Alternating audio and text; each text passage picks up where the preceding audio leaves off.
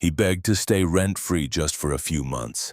I said yes because that's what brothers do. But 15 months later, I got a message from a stranger who said, "Thanks for letting us stay. Thomas and Megan were amazing hosts." That's when I realized I was about to lose half my house. And this story, you're not ready for how far it goes. Michael Walsh had always been the one who figured it out. At 38, he was the proud owner of a successful chain of artisan bakeries across Portland, Oregon. His hands, though, now softened by time and the occasional weekend at a spa. Courtesy of his employees, still remembered the feel of mixing dough at 4 in the morning, scraping rent together month by month, and building a life from nothing.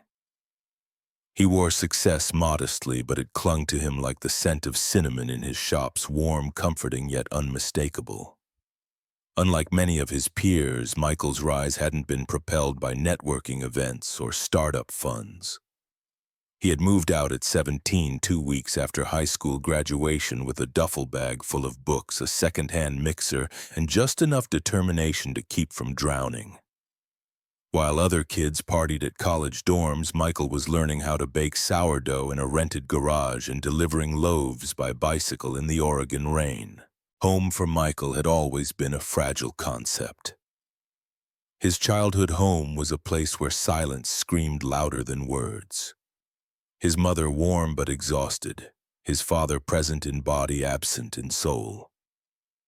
The cracks had started forming early, and by the time Michael turned 24, both parents had passed. His father from a sudden heart attack, his mother from a slower, sadder fading that no doctor could name but every social worker recognized. Thomas, Michael's older brother by 5 years, had drifted in and out of their lives like fog, never quite solid, never fully gone.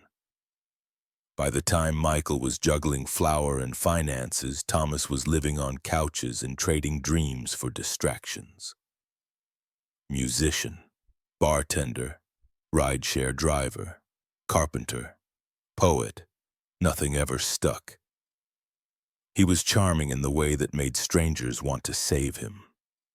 And Michael, having failed to save his parents, had spent years trying to rescue Thomas emotionally, financially, sometimes just by picking up the phone at 2 a.m. But there came a moment, a quiet Sunday afternoon, when Michael let himself breathe. He'd done it. After 15 years of careful saving, working 6-day weeks, skipping vacations, reinvesting every spare dollar, he had finally bought something just for himself. A modest vacation home in Bend, nestled against the pines and kissed by morning sun. The kind of place with creaky floorboards, hummingbirds outside the kitchen window, and a porch just wide enough for 2 rocking chairs. This, he told himself as he unlocked the door for the first time, is where I learned to rest. The house wasn't grand, but it was honest. Every beam and nail held a dream, a future where Michael could step off the hamster wheel and simply exist. He imagined baking pies in the fall, writing that cookbook he'd always postponed, maybe even adopting a dog. For once he could live for himself, not out of guilt or obligation, but because he had earned it. Still, guilt was a hard habit to shake. Thomas had been in and out of touch, sometimes dropping by Michael's bakeries, sometimes disappearing for months. Their dynamic had always been lopsided, Michael the responsible one, Thomas the wanderer. But Michael couldn't help the twinge in his chest every time he saw his brother struggling. He remembered the Christmas Thomas pawned their mother's necklace to pay rent. The voicemail from 2 winters ago. "Hey Mike, just wondering if you could spot me till Friday." Michael never said no. He didn't know how. That was the problem. He had become the kind of man people relied on. The one who showed up early, stayed late, never forgot birthdays, always brought an extra charger just in case. People called it kindness. But to Michael it was survival, a way to make sure no one left him again. Not the way his parents had. Not the way Thomas kept trying to. Still standing in the doorway of that Bend home, looking out at the autumn trees, he had felt something close to peace, until the phone rang. He would look back on that moment 100 times. Replay the ringtone, the hesitation before answering, the cheerful, "Hey, Mikey," that always preceded chaos. And he would remember the moment he almost said no. If I had known then that kindness could destroy everything I had spent my life building, maybe I would have said no. The call came on a Tuesday morning, sandwiched between a delivery delay and a broken espresso machine at Michael's flagship bakery. He almost ignored it, Thomas's name flashing across the screen like a trigger he wasn't ready to pull. But he answered anyway, as he always did. "Mike, hey man, I hate to even ask, but Megan and we got evicted." Michael's chest tightened. He didn't need details. He'd been bracing for something like this. Still, he played along. "Evicted," he repeated, placing a hand over the receiver as one of his bakers walked by. "For what? We fell behind," Thomas admitted. 2 months' rent. Megan's hours got cut, and I've been between gigs. They gave us 3 days to leave. We're staying at a motel off 82nd tonight. But Mike, man, I don't know what we're gonna do." Michael didn't answer right away. He stared out the window of his office toward the drizzle-soaked street. The image of his quiet Bend house flickered in his mind like a warm photograph. Thomas continued, "We just need a place to land, 6 months tops, just until we get back on our feet." Michael exhaled. His therapist had once told him he had a rescuer complex. That saying yes to people like Thomas was a way of keeping control, but the image of his brother in a motel, Megan crying, weighed heavier than professional advice.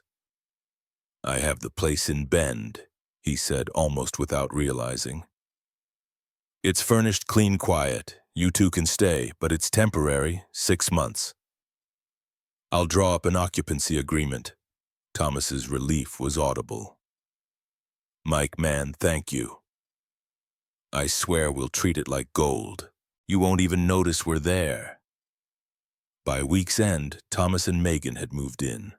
Michael had them sign a short-term occupancy agreement, non-rental, clearly defined.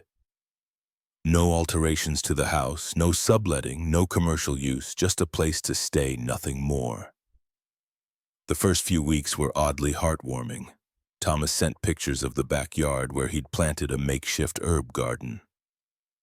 Megan texted photos of their dinners, grilled chicken, homemade bread from a mix.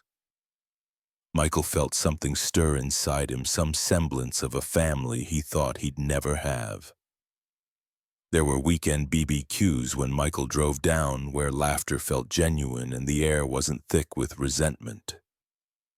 They hung fairy lights on the porch, put up wind chimes, even patched a leak in the guest bathroom without being asked.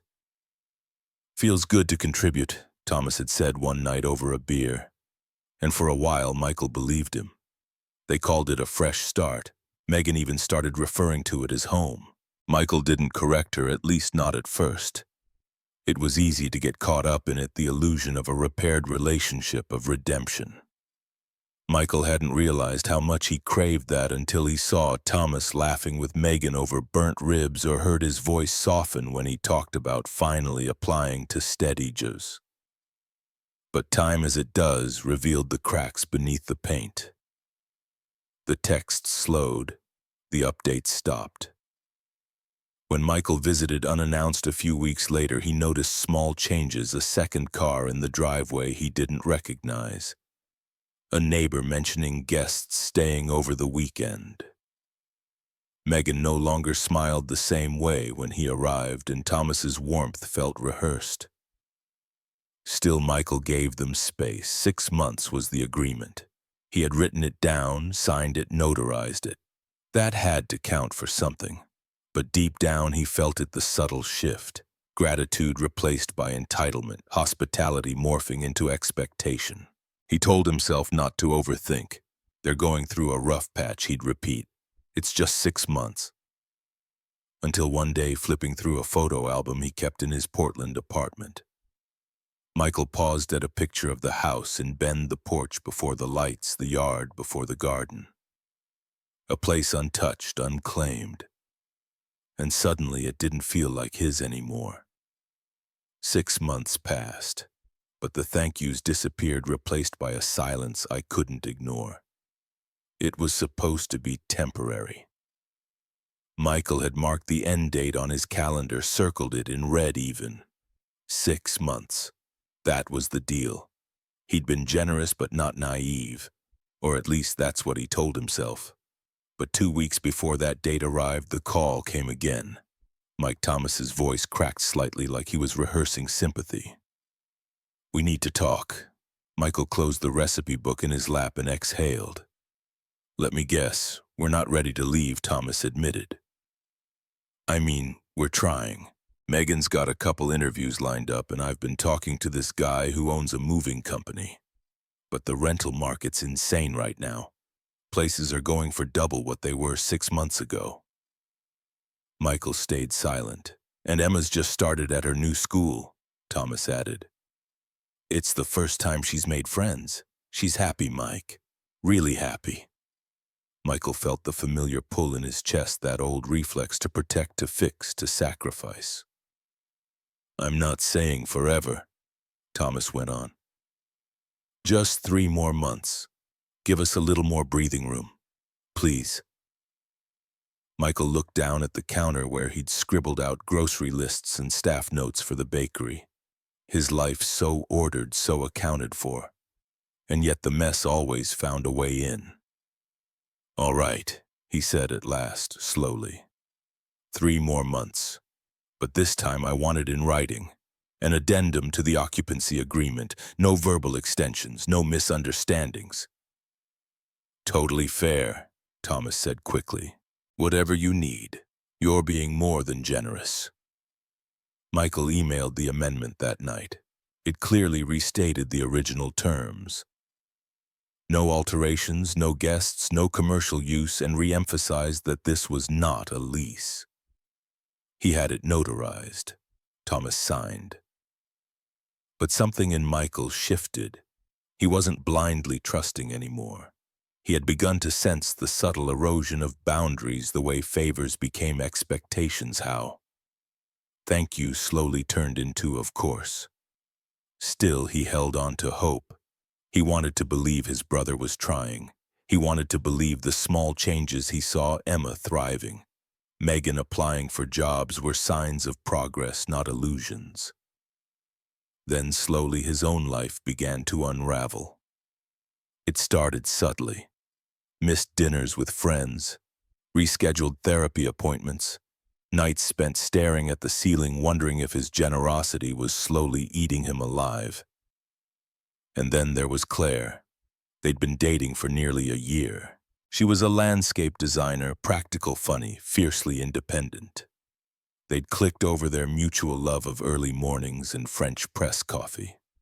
At first, she'd admired Michael's compassion. "You've got the kindest heart I've ever seen," she once told him. But kindness unbound by limits eventually turns into something else. Resentment, fatigue, martyrdom.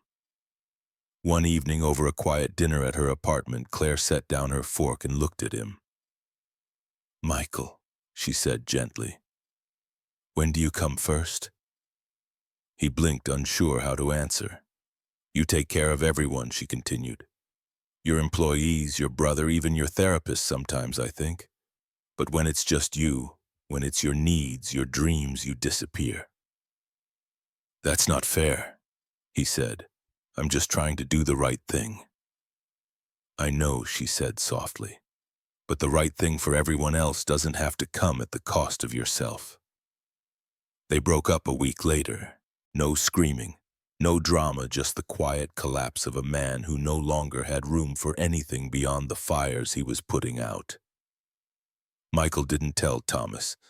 He wasn't sure he'd even care.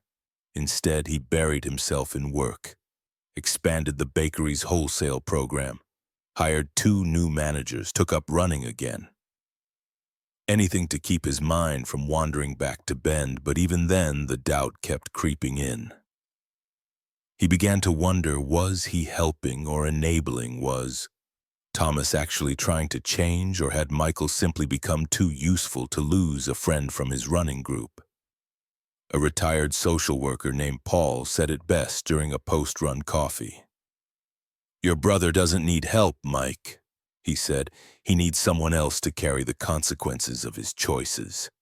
And you've been doing that for years." Michael laughed it off at the time, but the words lodged somewhere deep. Because maybe that was true. Maybe all the times he'd swooped in the bailouts, the silent forgiveness, the blind trust, they weren't acts of love. They were acts of fear. Fear of abandonment. Fear of being the bad guy. Fear that if he didn't keep giving, he'd stop being needed. But need was a dangerous currency.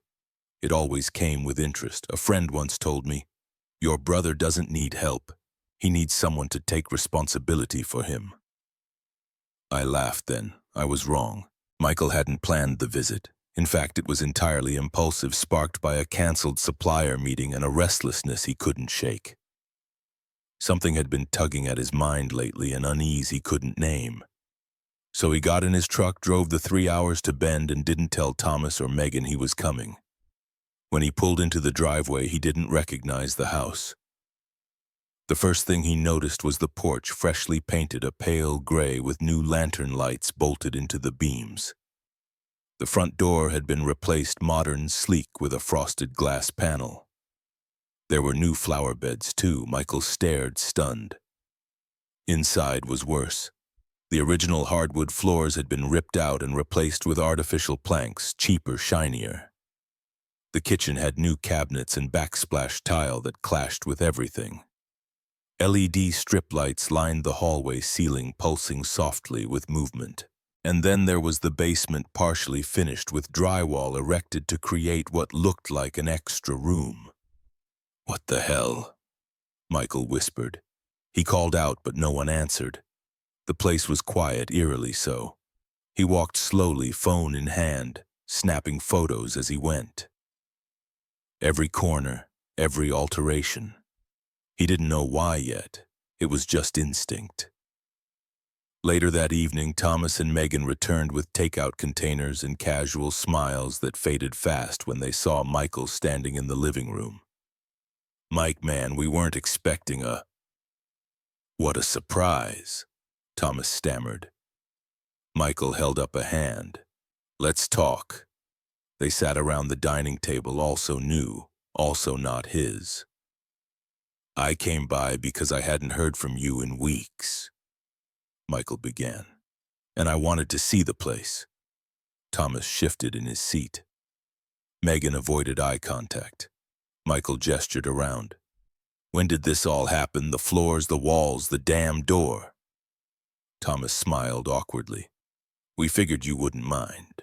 Honestly, we thought it'd add value. You were talking about maybe selling one day." "Remember, I didn't authorize any renovations," Michael said, keeping his voice even. "You signed an occupancy agreement. No alterations, no structural changes." "It's not like we tore down a wall," Megan mumbled. "We were just trying to make it nicer." "It was outdated."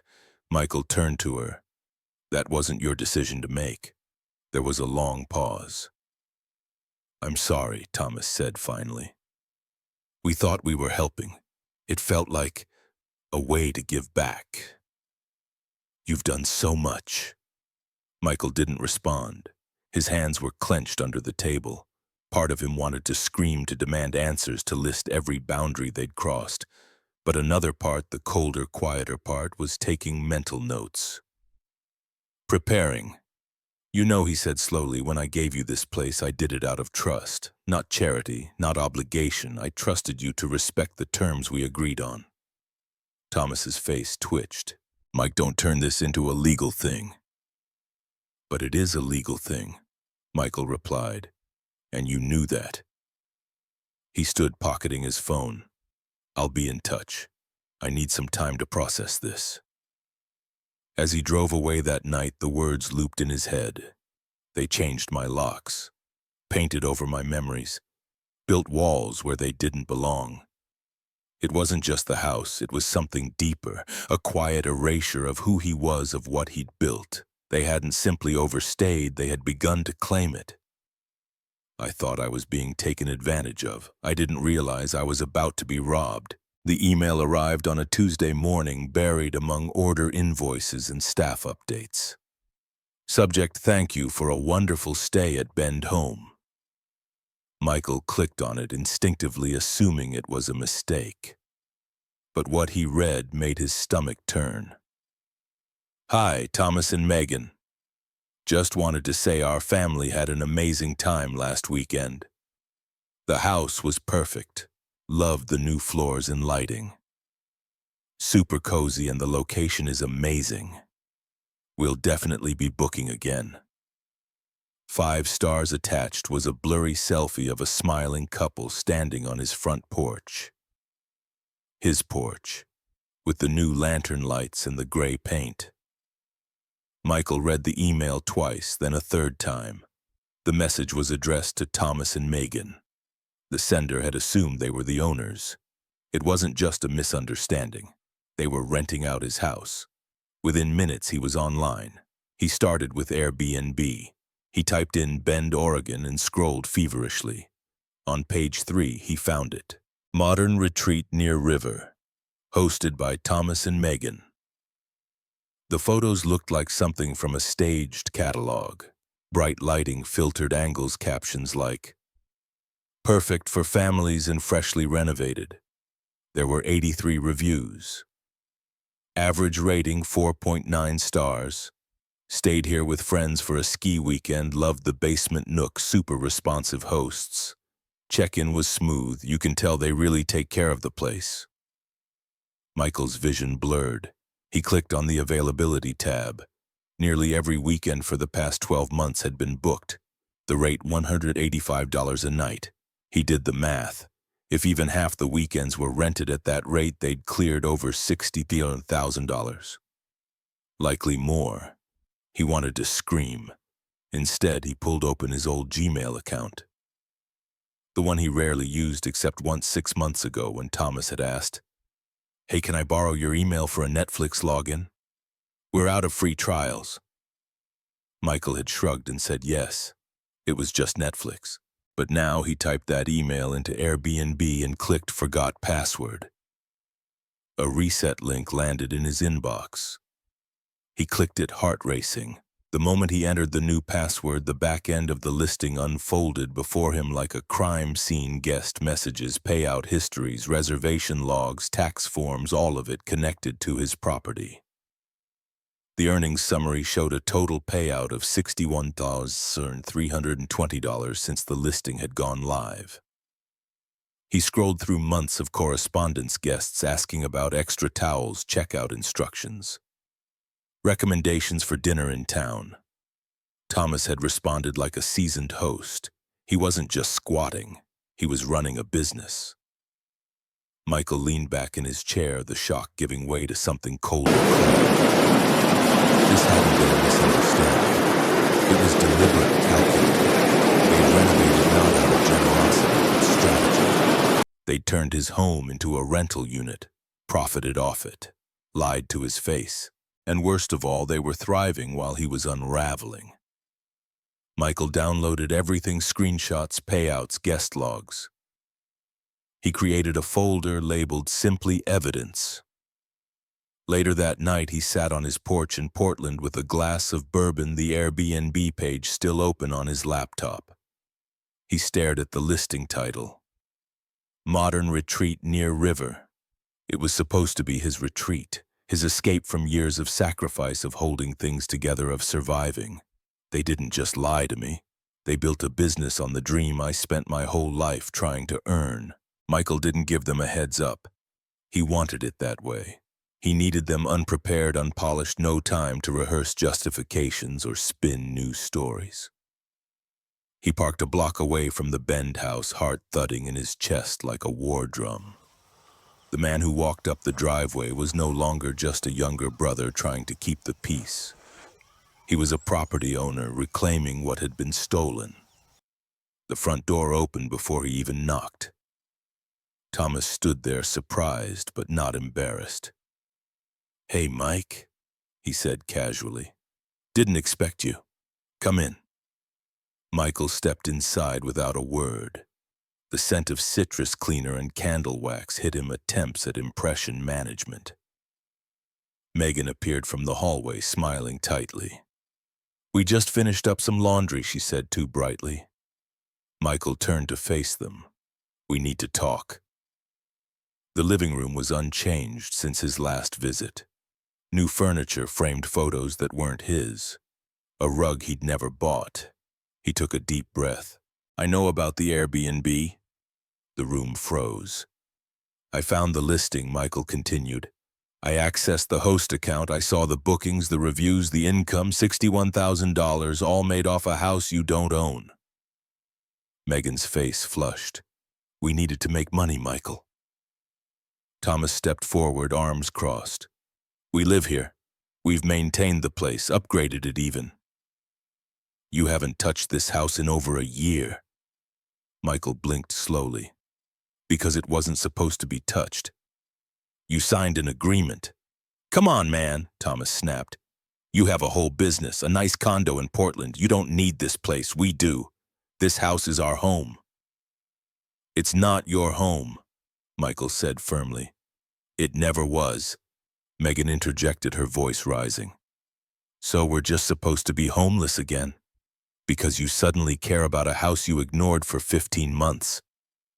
Michael didn't respond. "We put in sweat equity," Thomas added. "Painted, repaired, landscaped. You think those things did themselves. You didn't pay a cent for any of that. You should be thanking us." Then came the words that shifted the air. "If anything," Thomas said, "we deserve a share. At least 50%, half the value we added to this house." Michael stared at him, stunned into silence, not by the demand, but by the entitlement behind it. 50%, he repeated. Thomas nodded. "It's only fair."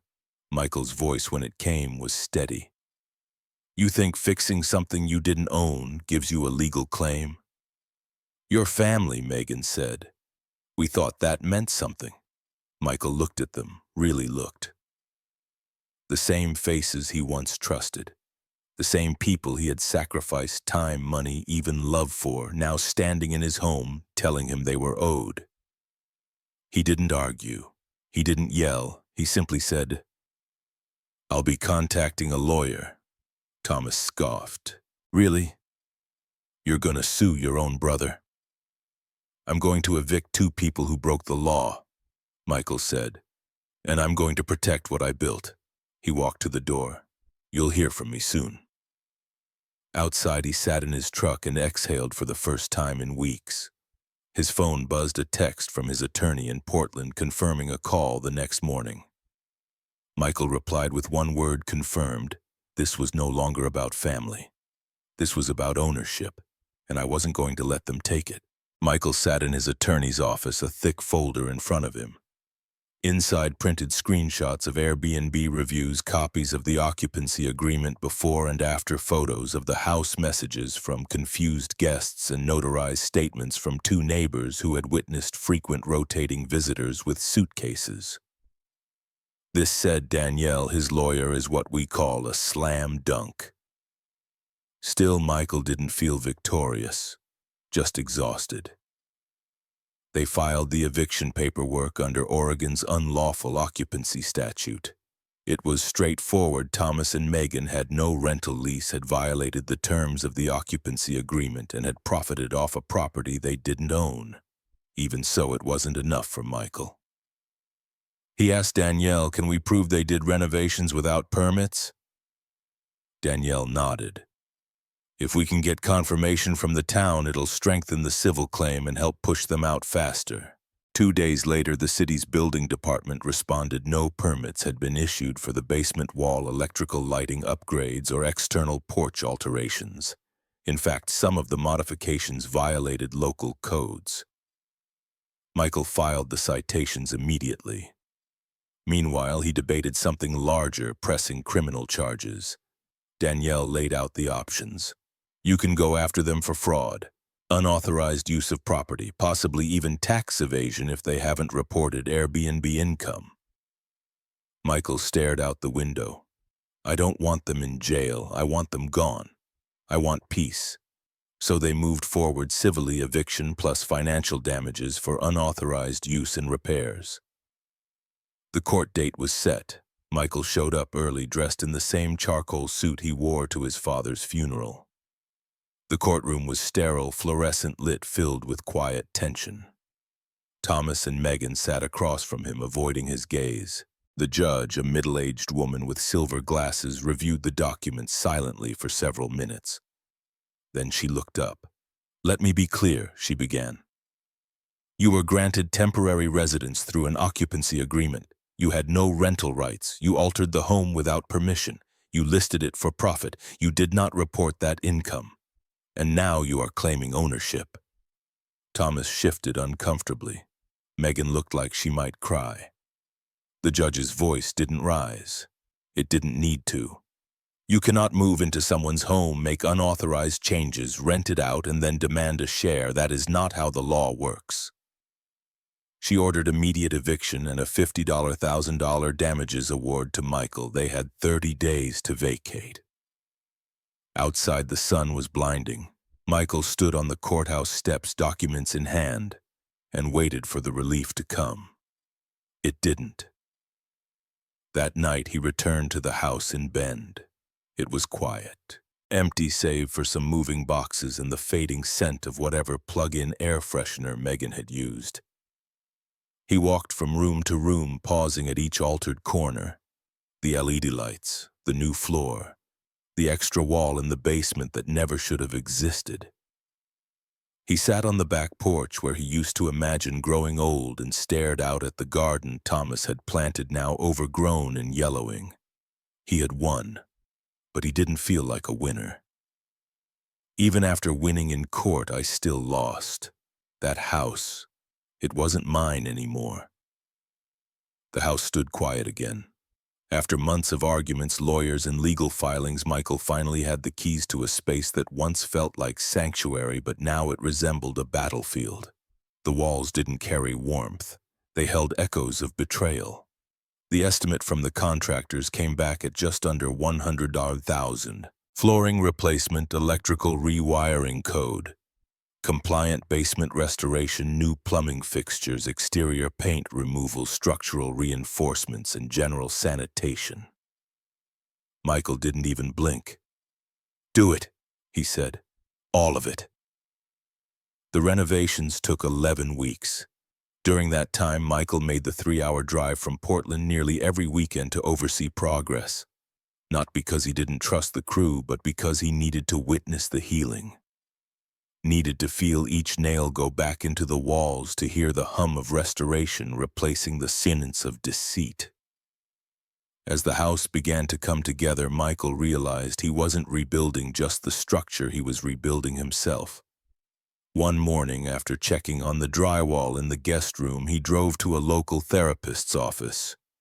He hadn't told anyone, not even Danielle, not his employees, not the few friends who remained after the chaos. He just walked in and said, "I think I've been holding on to something too long, doctor." Leland was in her 50s, calm and precise, the kind of person who waited for silence to speak. Over the next few weeks, Michael sat across from her and unpacked years of guilt, responsibility, and exhaustion. They spoke not only about Thomas and Megan, but about his childhood. The years he spent playing mediator between drunk parents. The way he paid rent at 16. How being the good one became a survival mechanism. At one session, Dr. Leland asked, "When was the last time you said no and believed you had the right to?" Michael laughed. "It was bitter. I don't know that I ever have." It was during these quiet reflections that he began to write. At first, it was a private journal, notes and thoughts typed late at night after construction crews left. But something shifted in him one rainy evening in Portland. He opened a blank page, stared at the cursor, and wrote the title, "The Cost of Kindness." He posted it anonymously on Medium. In the blog, he told the story not with names or locations, but with emotion. He spoke about what it means to be the one who always says yes, the one who gives without limits, the one who ends up empty. The post exploded. Comments flooded in from across the country. I was the Michael in my family. I gave my sister my car when she lost hers and she sold it without telling me. This made me cry. I let my brother live in my apartment rent-free for 2 years. When I finally asked him to leave, he called me selfish. I've never said no without guilt, until today. Michael wrote more, about boundaries, about guilt, about reclaiming one's voice. He wasn't trying to become a writer. He was just trying to breathe, but the writing gave him something the house never could: connection. As the final coats of paint dried and the last invoice was paid, Michael walked from room to room with his camera. Not to post photos, not to document for court, but to capture the new silence, a peaceful one. On his final night in Bend, he sat on the back porch with a cup of tea, the garden now trimmed and blooming again. The stars above shimmered, uncaring of what had happened below. Each new coat of paint covered an old wound. But there was still something unfinished. Michael listed the house one sunny morning in late spring. He didn't stage it. He didn't hire a photographer. He simply uploaded the photos he'd taken, each room restored, quiet, honest. The kind of house that didn't need to pretend anymore. Within a week, he received multiple offers. A retired couple from Seattle offered above asking. They wanted a retreat, something peaceful. Michael accepted. The closing paperwork was signed in silence. When the funds landed in his account, he stared at the number for a long while. It wasn't just money, it was closure. He took a portion of the proceeds, $20,000, and opened a charitable account. Boundaries First Fund, he called it, a small grant program for individuals who had been financially manipulated by family to help them rebuild. Get legal support, find housing, attend therapy. I thought about making it anonymous, he wrote in his next blog post. But I think shame thrives in silence. This is my way of saying you're not alone. That post became his most shared yet. One of the messages that came through his inbox simply read, "I read your story, I lived it too. My brother forged documents to take over our parents' estate. When I spoke up, my whole family called me greedy." It was signed Rachel S. They exchanged a few emails, then more. 3 weeks later, they met for coffee. Rachel was sharp, funny, and disarmingly direct. She talked about boundaries like a person who had fought tooth and nail for hers. Michael found himself listening more than talking, a rare shift. By their second meeting, they were trading stories and laughing over shared trauma like old comrades. Rachel had worked in nonprofit advocacy for years, specializing in emotional abuse and family trauma. When Michael floated the idea of a community resource, something beyond a blog, her eyes lit up. "What if we created a space for people like us?" she asked. "Not therapy, not legal advice, just stories. No judgment, no pretending." They launched Boundaries First, 6 months later. It started as a website, anonymous submission forms, forums, resources. Then came monthly Zoom circles, a private Facebook group, and guest articles from psychologists and survivors. People shared things they'd never told anyone. "I paid my brother's rent for 5 years. The first time I said no, he called me a traitor.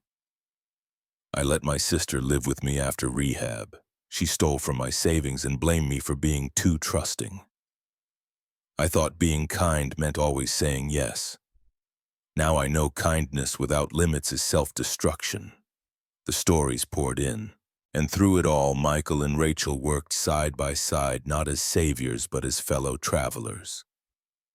One night, after a long video session with survivors across the country, Michael looked at Rachel across the table. "Do you ever wonder," he said, "what it would have been like to grow up with someone like you as family?" She smiled, eyes soft. "I don't have to wonder. I have that now. Family isn't the place where you owe everything. Family is the place where you can finally be yourself and say no without guilt. The call came on a quiet Tuesday morning. Michael was seated at the window of his apartment in Portland, a cup of black coffee cradled in his hands, steam rising into the gray sky. The number blinking on his phone was familiar, burned into his memory from years of rescues, late-night emergencies, and desperate promises. Thomas. Michael let it ring once, twice, then answered. "Hey," Thomas said, voice worn but strangely casual. "I know it's been a while." Michael didn't respond. Thomas hesitated, then continued. "I wouldn't be calling if I wasn't out of options." Michael closed his eyes. He already knew what was coming. "I need help," Thomas said. "Just something to hold me over. I'm trying to start over again. I swear this time it's different." Michael let the silence stretch. Then calmly, without bitterness or anger, he replied, "Thomas, I'm not the person who carries everything for you anymore." A pause on the other end, then a scoff, a half laugh. "Seriously, after everything, you're really gonna say no?" Michael's voice remained steady. "Yes, I am." He didn't hang up. He just let the quiet settle. For the first time, he wasn't filling the space with explanations, guilt, or bargaining. Eventually, Thomas muttered something unintelligible and ended the call. Michael stared at the screen for a long moment, then set the phone aside. He stood, walked to his small balcony, and stepped into the morning light. The city stretched beneath him, buses and bikers' cafe chatter rising from the street. He took a slow sip of his coffee. On the table beside him sat a photo the Bend house snapped just before the new owners moved in. The porch glowed in the golden hour, its paint fresh, the garden lush. A memory captured not as a loss, but as a chapter closed. He picked up his laptop and opened a new entry in the blog. "I thought losing that house meant losing everything. My effort, my identity, my past. But the truth is, letting it go meant I could finally start living. Boundaries didn't make me cruel. They made me whole. For anyone still afraid to say no, your peace is not a gift for others to spend. It's the ground you stand on, and today I stand tall." He hit publish, and for the first time in a long time, he felt something settle in his chest. Not just relief, freedom. I used to think losing the house meant I lost everything. But no, I had finally just begun to live.